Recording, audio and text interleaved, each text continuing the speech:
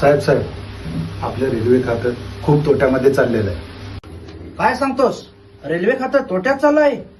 आताच्या आता सगळं काम बाजूला ठेवा आणि ताबडतोब 25 लाख जागांची भरती काढा आणि एका फॉर्मची फी 1,000 रुपये ठेवा. 1,000 गुणिले 25 लाख किती झालं? 250 ते 300 कोटी रुपये झालं.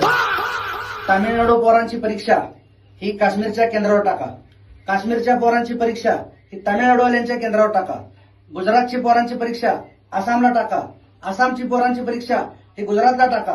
गुजरातची पोरांची परीक्षा बिहारला टाका. आणि बिहारच्या पोरांना इकडे कर्नाटकात टाका. ही सगळी मुलं त्यावेळी परीक्षेला रेल्वेनं प्रवास करतील, त्यावेळी आपल्याला 200-300 कोटी रुपये येतील.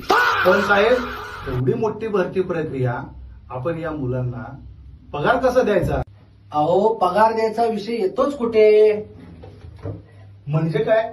अहो, परीक्षा झाल्यानंतर पेपर फुटला होता असं आपण जाहीर करायचं आणि झालेल्या परीक्षाच रद्द करायच्या.